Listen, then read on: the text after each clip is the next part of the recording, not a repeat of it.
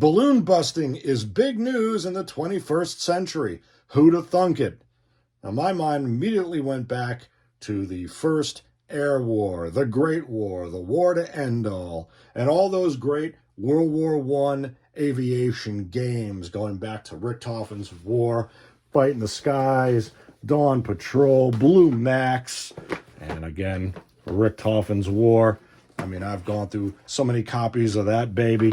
And what I want to do is I'm going to work up an in-depth analysis of all the balloon busting scenarios. You know, those recon balloons of yore, those gas bags were dangerous not only to the poor observer in the basket beneath those big dirigibles, those Drakens, but to the pilots who were charged with downing them. Of course, Frank Luke was the master, the American Medal of Honor winner, who downed 14 balloons before being shot down and reportedly pulling his pistol and shooting at the German soldiers who eventually found him. Now, the great thing about what happened over the weekend is that apparently the F-22 pilots who intercepted that little suspect device, stiff little fingers fans there, they used the call sign Frank Luke, the one and only, depicted with that burning Draken, or this burning Draken, Wings of War. You know, it's interesting, if you look at all the great games going back to, well, the reboot of Blue Max, Yakinto's Wings was another great one, Trench Club, yet another great full-on land and air battle. You look at all these games, it's amazing how the counters have developed in size, from the Richthofen's War pair at the top to the Fight for the Skies, which became Dawn Patrol, to this one from Wings, Yakinto's Wings, and then the best balloon counters you'll ever see from good old Wings of War, Burning Drakens, right? I mean, it doesn't get better than that, right? And you have to look at it. Wait, check this out. Hey, what movie was this? All right, there's enough of that. Trying to get Apple football into everything. You know, World War I aviation was amazing. It was brutal, a brutal affair. When these pilots would go up, you'd see, you know, it took a while for them to even invent the forward-firing machine gun. Now, you had the Germans, of course, with the great pilots, Max Immelmann and the Immelmann turn, Oswald Boelcke and the Boelcke-Dicta, which informed Baron von Richthofen's strategies.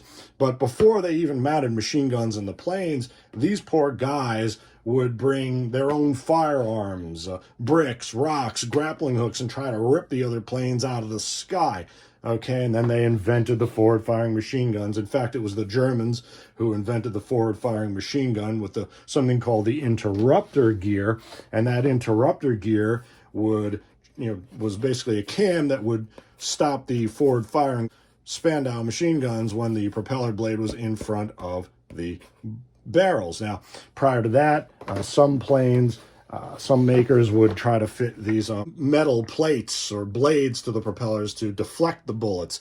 And, well, a lot of propellers got shot off there. Now, again, and just, of course, some of the German flying circus planes. It wasn't only the Germans, though. I mean, it had Black Flight, the SOP with triplanes, and some of the Allied pilots were able to do something a little more of their crates other than olive drab. But boy, I tell you what, you know, shooting down these balloons was an art form in the proverbial day. Now, these balloons were hoisted by winches and protected by anti-aircraft howitzers, machine guns.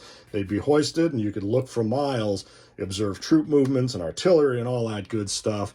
And what these pilots who intercepted them found out was that a bullet or two here and there didn't really affect these big hydrogen blobs in the sky. You'd have to either fire a concentrated burst to rip a hole in this thing, or you'd have to use incendiary bullets and try to get it to burn before that thing would be winched down and the observer hopefully saved.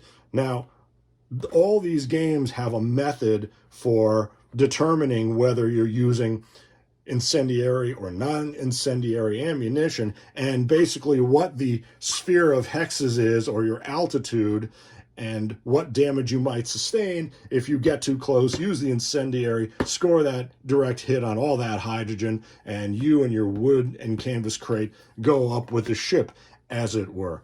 Unfortunately, we here in New Jersey have a history with burning airships. At the Rigid airship, of course, the Hindenburg, yes, indeed, apparently filled with hydrogen, even though by that time most airships were using helium, but apparently the U.S. had it and would sell it to the Germans. So, hey, there you go.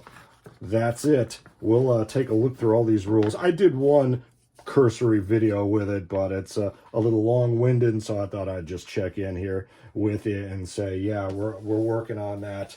Really excited about this trench club. It incorporates the land and air battles, the tanks, the artillery, the troops, and the air war. Again, World War I aviation was something. It's kind of a I don't know if it's still available, but it's definitely one of the newer entrants and just super cool.